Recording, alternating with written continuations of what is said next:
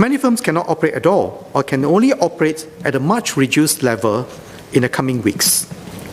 But they should still retain and pay their workers. I will enhance the jobs support scheme to support them in doing so. This will help our workers keep their jobs and enable businesses to resume operations quickly when the circuit breaker is lifted. I announced earlier in the resilience budget that the jobs support scheme will subsidize 25% of the first $4,600 of gross monthly wages for all local employees.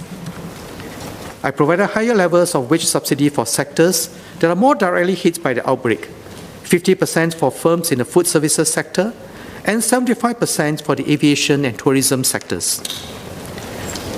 With the latest development, almost every business and every worker will be directly affected in the coming weeks.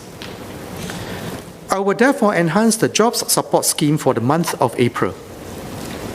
In this solidarity budget, I will raise the wage subsidy for all firms to 75% of gross monthly wages for the first $4,600 of wages paid in April 2020 for each local employee. The details are in the annex. Let me take this opportunity to clarify that for this and for the earlier resilience budget, the wage cap of $4,600 does not mean that workers earning more than $4,600 do not qualify. Rather, it means that this wage subsidy applies to every one of our over 1.9 million local employees.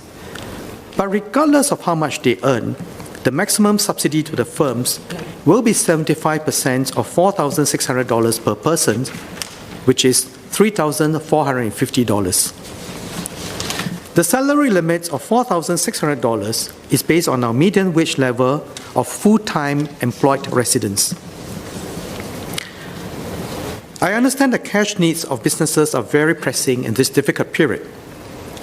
Hence, our agencies have been working very hard to bring forward the first job support scheme payouts from May to April 2020. The enhanced payout for April wages will be paid in this tranche.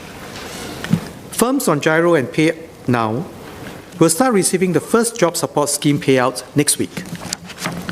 Firms which are not on Giro or Pay Now will receive their payouts by check, starting about a week later. The aim of this strong support is to directly reduce firms' wage costs to help them retain their workers.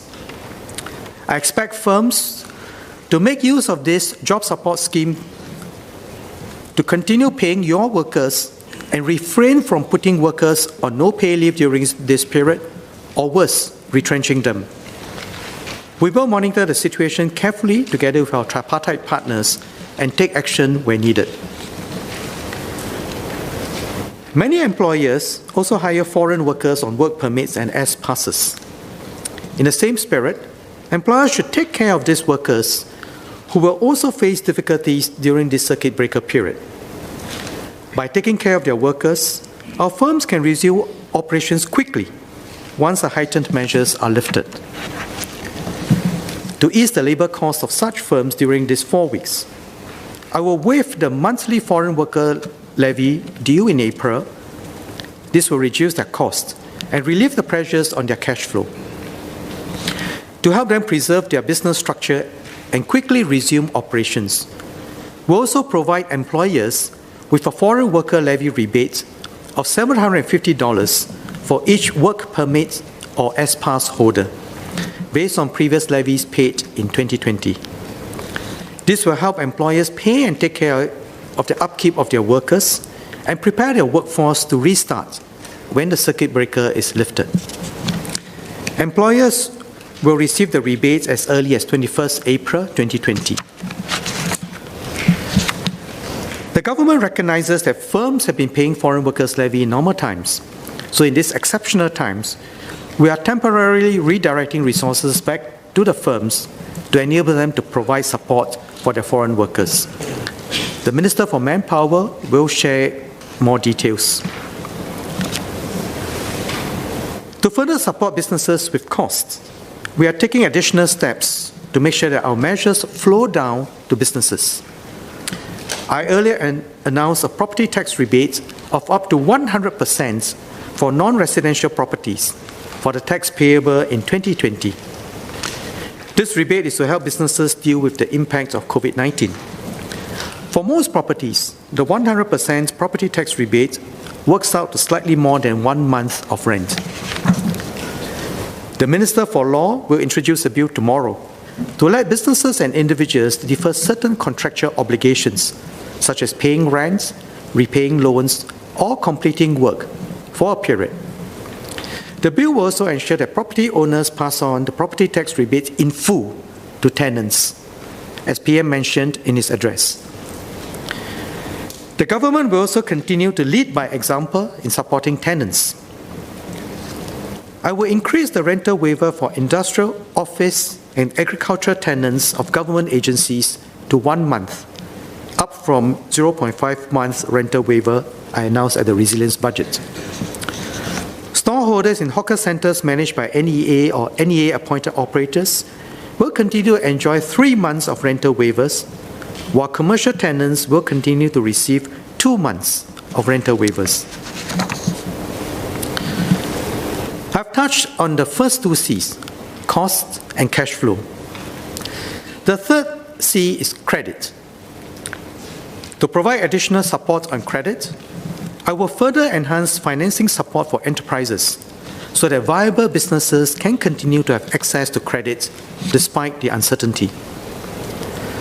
I will increase government's risk share of loans made under the Temporary Bridging Loan Program, Enterprise Financing Scheme SME Working Capital Loan, and Enterprise Financing Scheme Trade Loan from 80 to 90% for loans initiated from 8th April 2020 until 31st March 2021.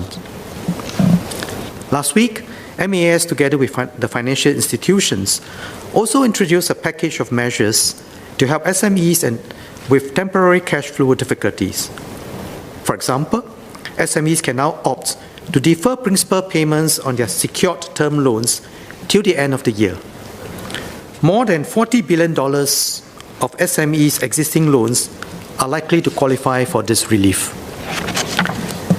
Banks and finance companies may also apply for low-cost funding through a new MAS Singapore dollar facility for new loans granted under the Enterprise Financing Scheme SME Working Capital Loan and Temporary Bridging Loan Program. If they do so, they must commit to pass on the savings to their borrowers. The economy needs support and intervention in many different forms to go through this rough patch. I urge all businesses, landlords, financial institutions, and industry players to do your part in channeling the government's support measures to firms, workers, and households.